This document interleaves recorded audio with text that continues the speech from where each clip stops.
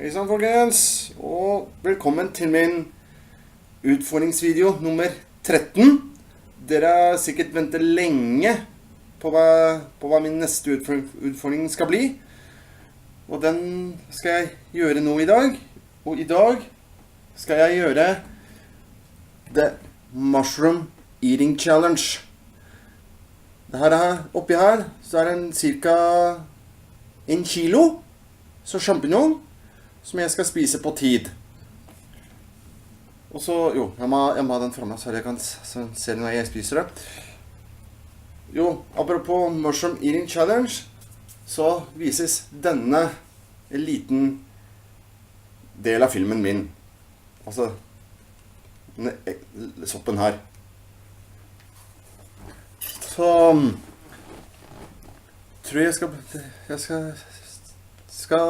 tror vi skal bare begynne. Så har vi en stoppeklokka her, men dere ser den dessverre ikke, for den står dessverre til lading mens jeg tar tiden. Og så en liten forsikring. Så har jeg den klar til det skal komme ut igjen. Drikke har vi sine under her. For jeg skal bare åpne den. Det er cola. Så den har jeg klar, i tilfelle jeg blir tørst. Men da tror vi bare starter vi. Da sier jeg bare klar, ferdig, gå!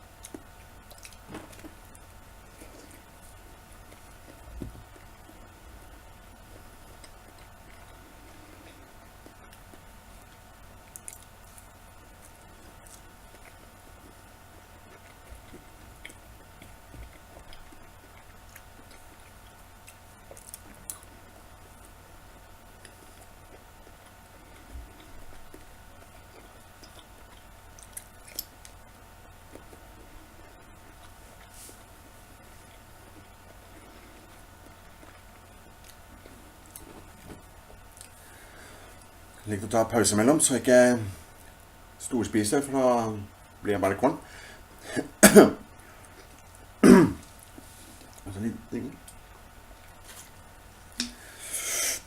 Ok, da fortsetter vi.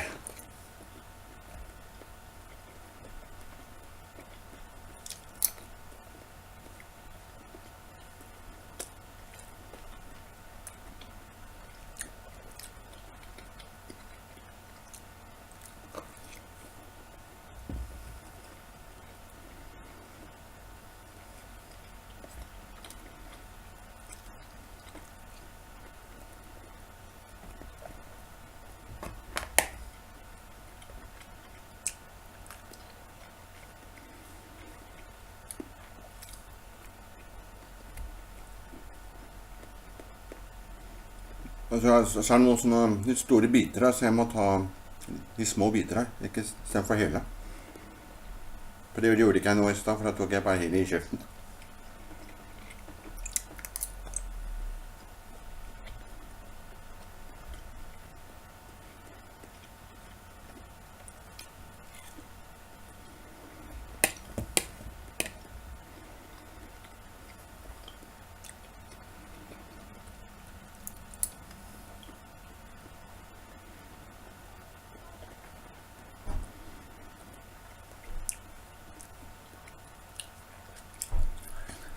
De champignongene jeg har oppi her, de er ikke fra Hermity-bokser, de har jeg kjøpt i løsvekt.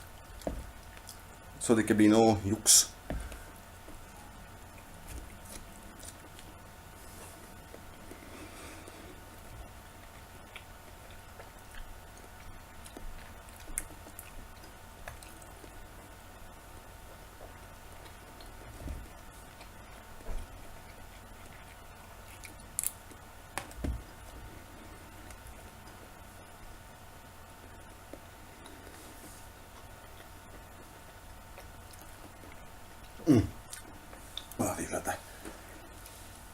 Mer cola.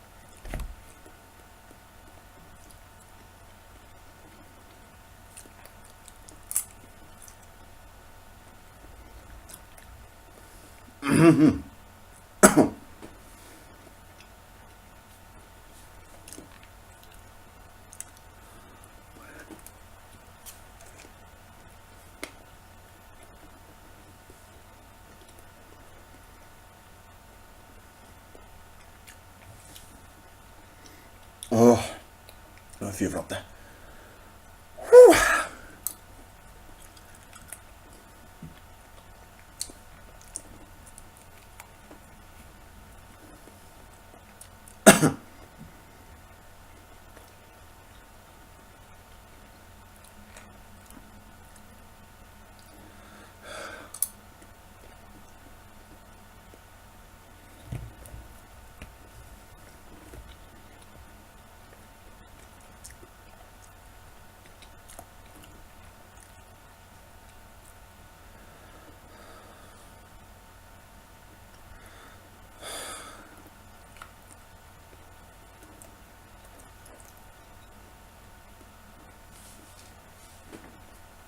Nei. Så ikke jeg velger den.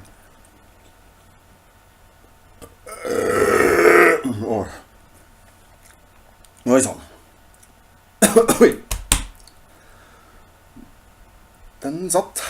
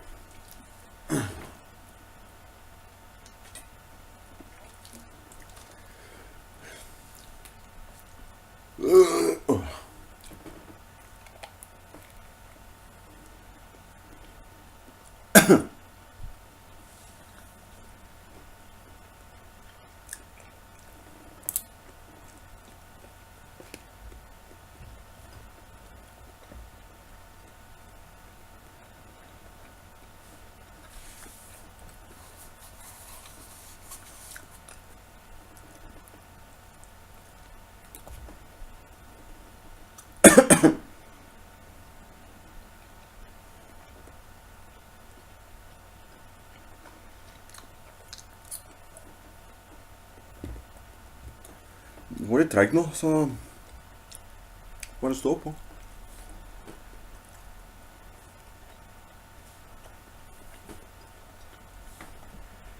Et øyeblikk.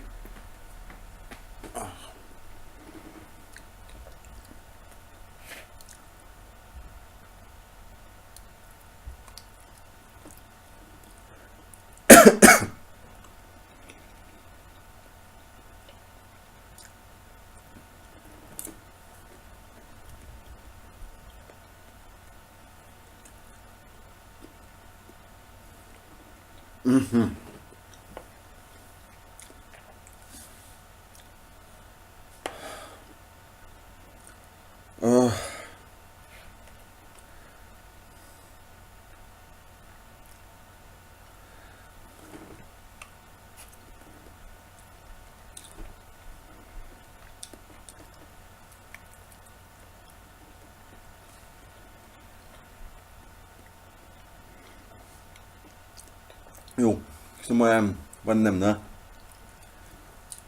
jeg har bare smørstekt dem litt, så man skal egentlig ikke spise dem råe etter jeg har kjøpt dem. For unnskyld. Å spise råsopp, er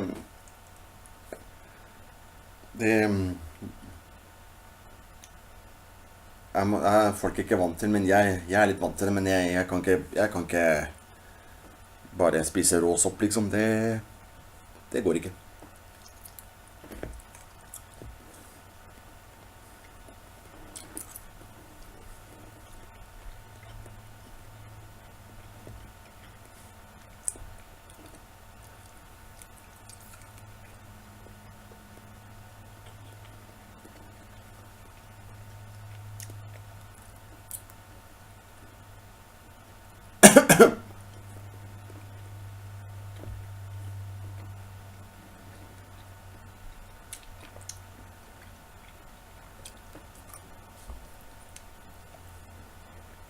Mister jo hele soppen her. Hold deg på. Måtte bare snakke til telefonen, den holder på å slokne. Display må være i modus når tida går. Men hvis den slokner, så stopper hele klokka. Prat med munnen i kjeften. No.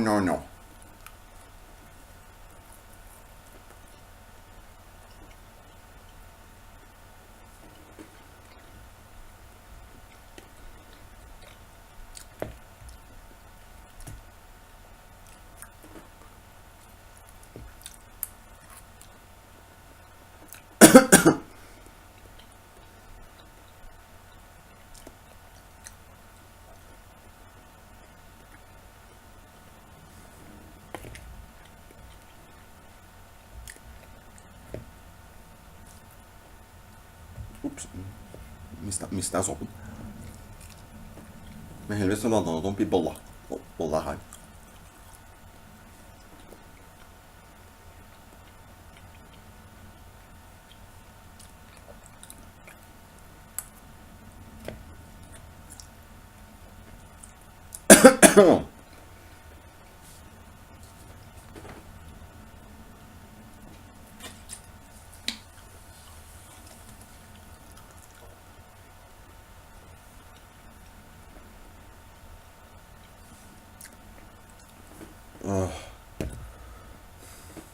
Fy faen.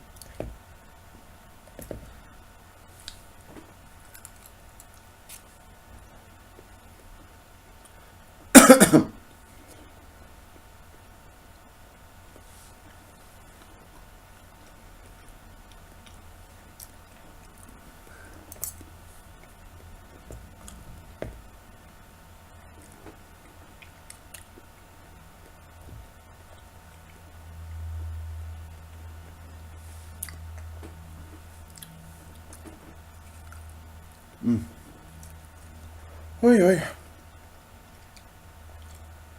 Faen, jeg blir mett allerede igjen etter jeg kommer over halvveis. Det har passert nå 12,5 minutter på stoppeklokka.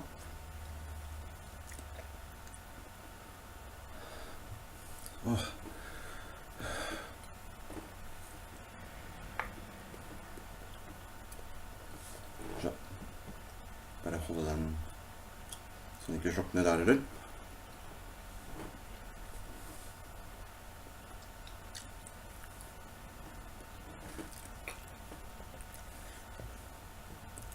Oi.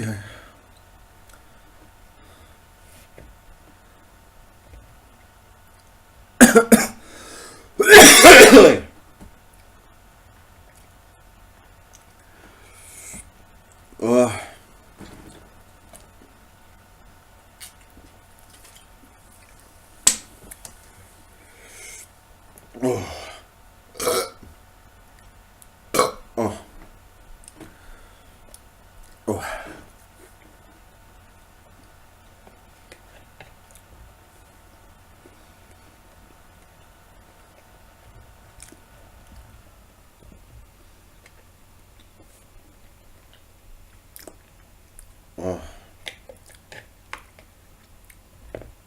Åh. Åh.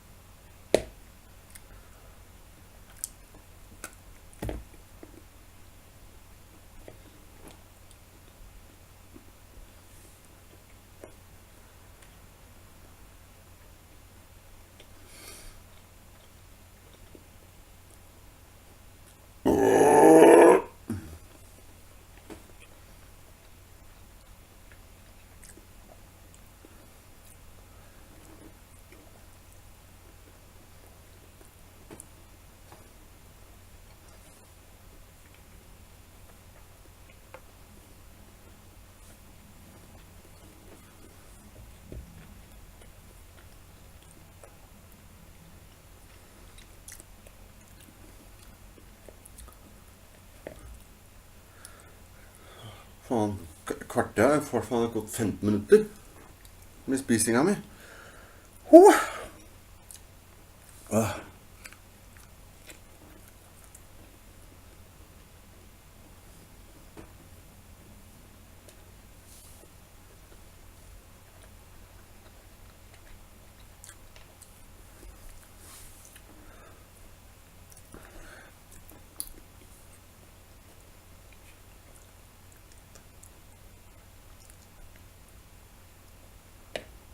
Nei, 1, 2, 3, 4, 5, 6, 7, 8, 9.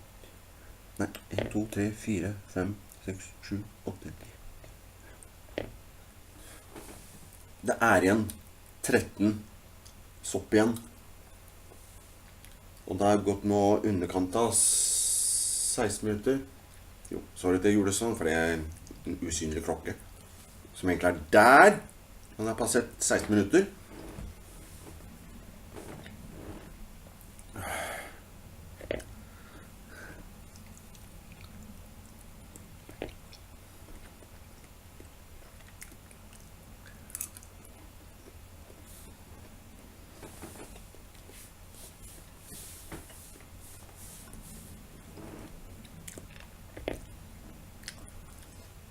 Jo, så en annen ting, når det gjaldt denne utfordringen her, så stod det ikke noe lang tid man bruker på hvor mange kilo champignon de spiser på mange minutter, liksom. Men hvis jeg skal klare det sånn, ja, på underkant av 20 minutter, så er det bra.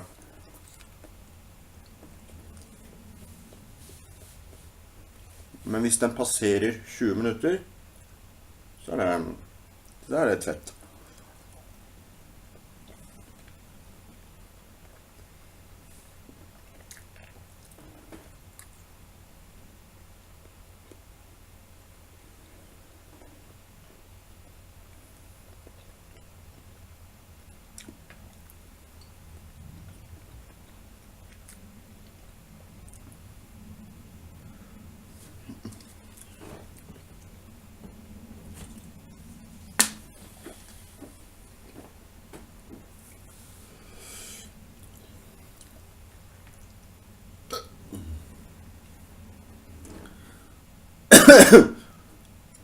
Oi.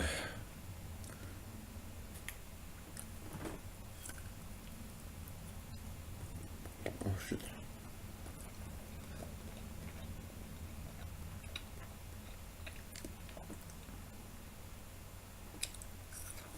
Ok.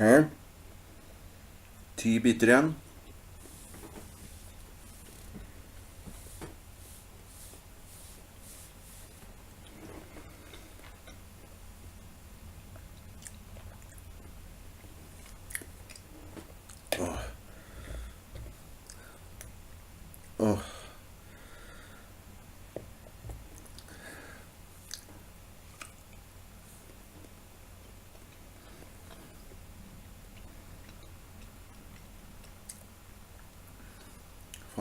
Min video har passert 20 minutter nå.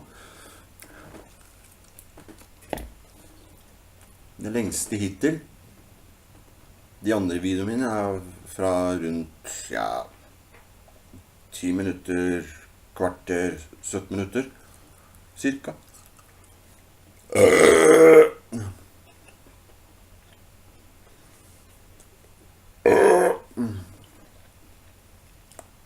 Faen, jeg raper av.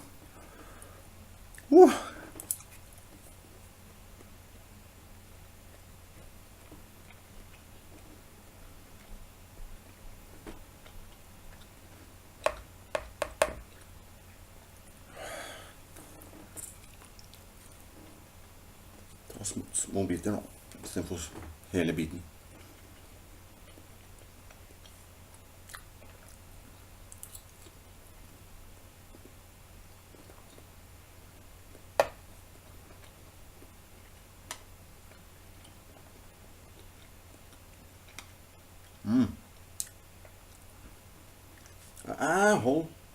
Hold deg på plass. Klem meg nesa også.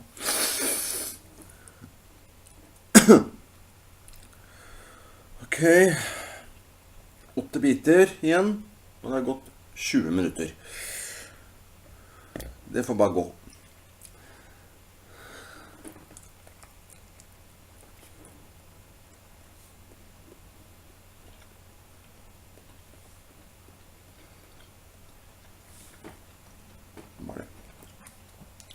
Skifte kanal på TV-en. Det er noen programmer jeg ikke følger med. Skal vi se.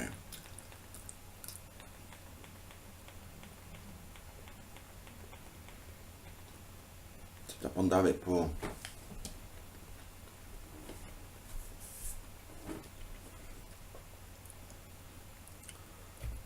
Ok.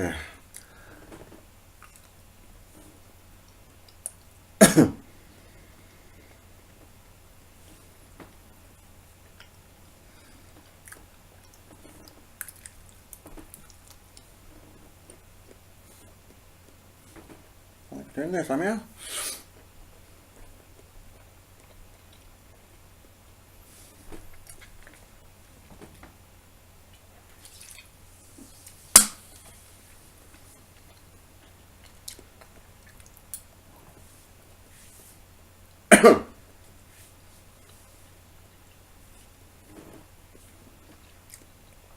Seks biter igjen.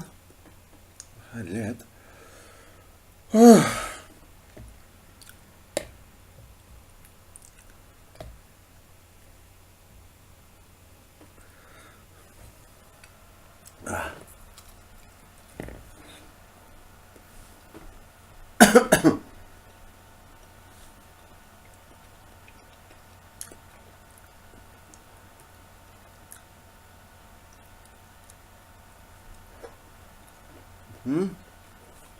Fem biter igjen.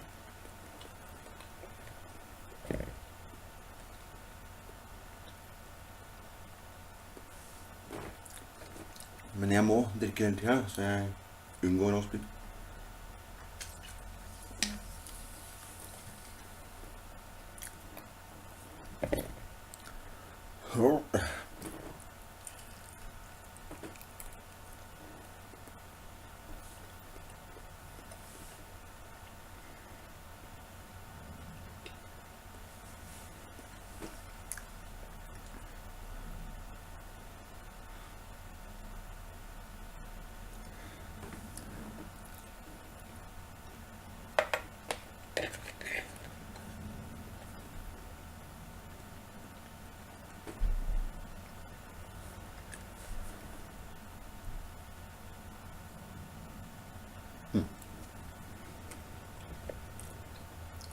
Hørte som det var en traktor utenfor, men det var det ikke. Bare noen fly som driver og surrer opp I himmelen, som tar avgang fra Gardermoen.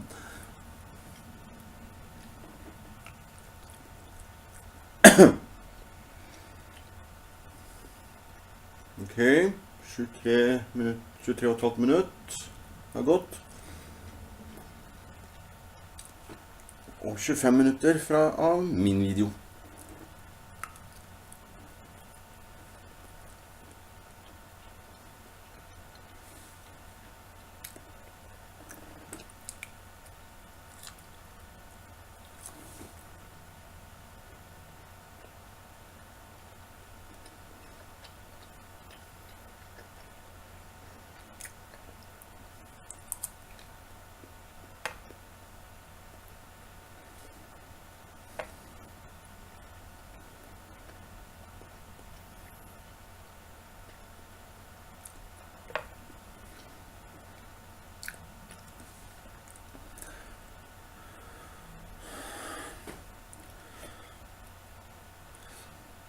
Ja.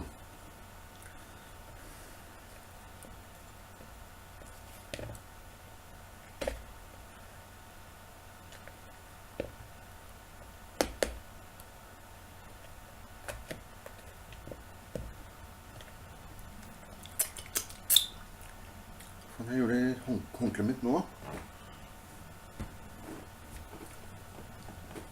Det svarte. Ja, drit i den. Åh. Åh. Fader da.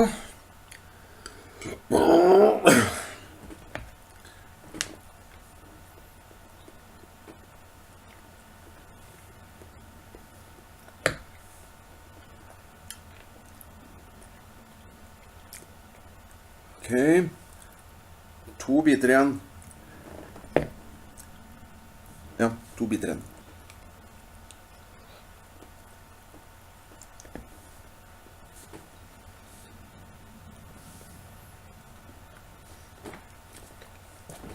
Ja.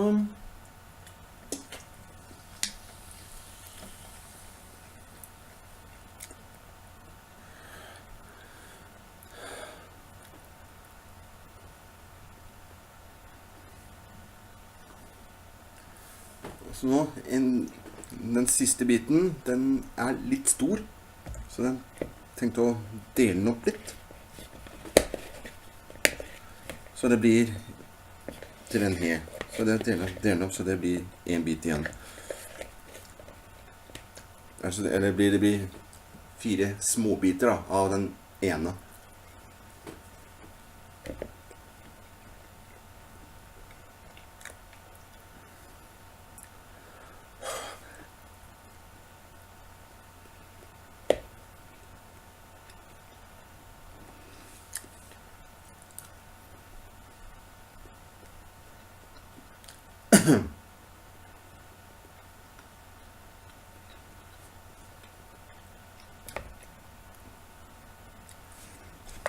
Drikke mer.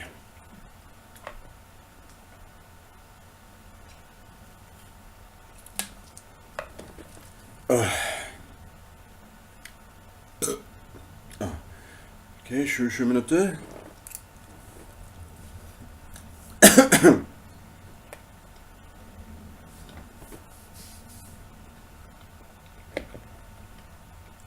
Ok. Siste småbiten fra den store soppen.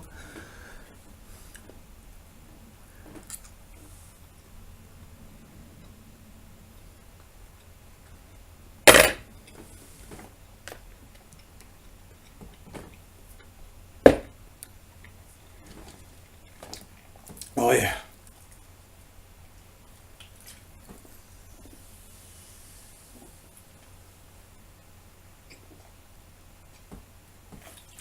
Oi.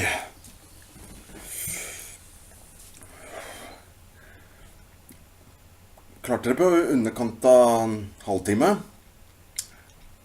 Og tiden stoppet på. Måtte bare ta den fra laden først. Det stoppet det på. På under en halvtime. I stedet for 20 minutter.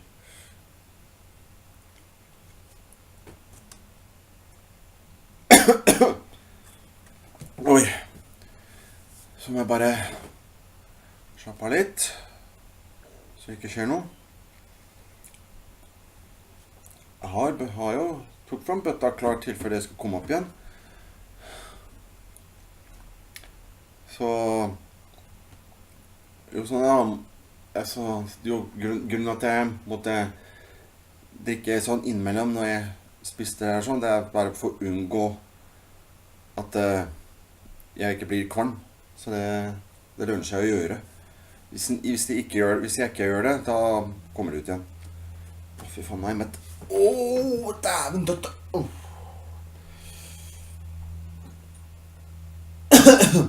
Så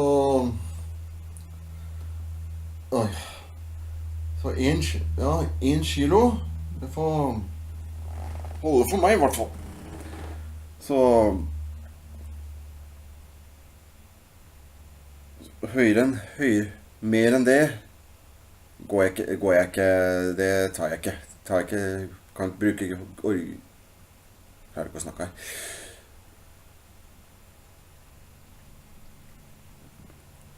Orker ikke å ta risiko på helsa mi, altså, for dette her. Men ja, som jeg sa, 1 kilo sopp på underkant av en halvtime.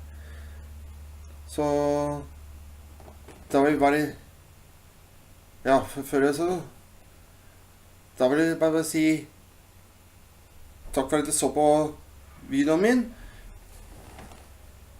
Gå inn på min YouTube-kanal, se videoen og gi meg en kommentar. For hva skal jeg for noe? Ja, gi meg en kommentar og se min video på min YouTube-kanal. Så da vil jeg si tusen takk for at jeg så på, og så skal jeg tenke på min nye utfordring som kommer, som jeg kan ta. Hva skal jeg si for noe her da? Ja, tenke på en ny. Jeg tar det på nytt. Da skal jeg, takk for at dere så på. Da skal jeg tenke på en ny utfordring som jeg skal gjøre neste gang. Takk for at dere så på. Ses neste gang.